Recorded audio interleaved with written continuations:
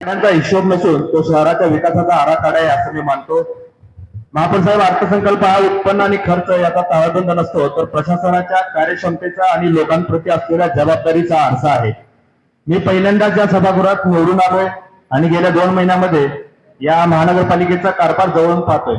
महोदय, या अंदाजपत्रकाच्या निमित्तानं मला काही सूचना आणि माझ्या भावना या सभागृहात मांडायच्या आहेत. मी हद्दवाढ भागातून येतोय. महापौर साहेब, आपण सुद्धा हद्दवाढ भागातून येता. आज महापालिकेच्या उत्पन्नाचे मुख्य स्रोत हद्दवाढ भागातून निर्माण होत आहेत. या भागातील नागरिकांना आपल्या आपल्या महानगरपालिकेतून मोठ्या प्रमाणात आशा असून ते मोठ्या प्रमाणात कर भरतात आणि त्या प्रमाणात विकास कामं तिथे झालेली नाही, ही वस्तुस्थिती आहे.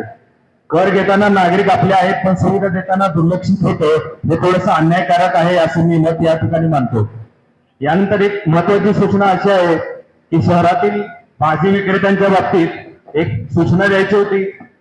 सोलापूर शहरात दिवसेंदिवस रस्त्यावर भाजी विक्री करणाऱ्या विक्रेत्यांची संख्या मोठ्या प्रमाणात शहरात वाढत आहे आणि भाजी विक्रेत्यांची कोणतीही अधिकृत नोंद नसल्यामुळं आपल्याला नेमका कर सोलापूर महानगरपालिकेला त्यातून मिळत नाहीये.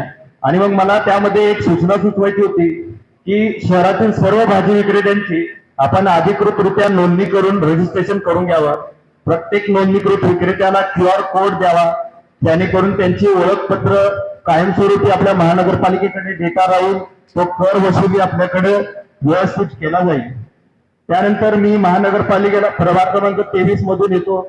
महापौर साहेब, प्रभाग क्रमांक 23 मध्ये 10 ते 15 लेआउट अशा आहेत की ज्या अंतिम लेआउट असून सुद्धा तिथल्या नागरिकांना आपल्या महानगरपालिकेच्या सोयीसुविधा मिळत नाहीत आणि सर्व सभागृहाला ही गंभीर बाब लक्षात आणून देतो की डेव्हलपर तिथे डेव्हलपमेंट करतात, परंतु ती जागा हस्तांतरित न केल्यामुळं आपल्याला तिथे निधी खर्च करता येत नाही आणि त्यामुळे तिथल्या नागरिकांना आपल्या रोषाला सामोरं जावं लागत आहे. त्यामुळे मला सभागृहाला विनंती आहे की असे जे काही लेआउट आहेत त्या बाबतीत एक धोरणात्मक निर्णय घ्यावा.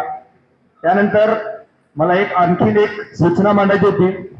महापौर साहेब, आपल्याकडे गेल्या वर्षी CBSEच्या धर्तीवर शाळा सुरू करण्यासाठी शिक्षण मंडळाकडे 1 कोटी रुपयाचं मानधन आपल्याकडे आहे उपलब्ध आणि गेल्या प्रशासन काळामध्ये त्याचा खर्च झाला नाही, परंतु आता आपल्या भारतीय जनता पार्टीची सत्ता आहे.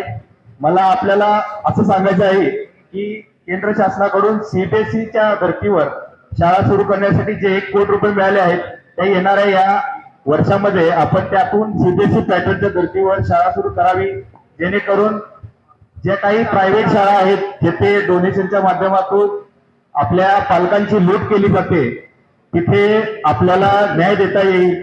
त्यामुळे विद्यार्थ्यांना राष्ट्रीय स्तरावरील दर्जेदार शिक्षण मिळेल, तसेच परिसरातील पालकांची इतर शाळेसाठी होणारी आर्थिक लूट कमी होईल आणि महापालिकेच्या शैक्षणिक दर्जात आणि उत्पन्नात देखील वाढ होईल. महापौर साहेब, मी शेवट करतोय. आपण या अंदाजपत्रकामध्ये डॉक्टर बाबासाहेब आंबेडकर संविधान भवन यासाठी 1 कोटी रुपयाचा निधी जो काही आपण तरतूद केली आहे त्यासाठी आपल्या सर्व टीमला माझ्यातर्फे सप्रेम जयभीम करतो. धन्यवाद. थांबतो.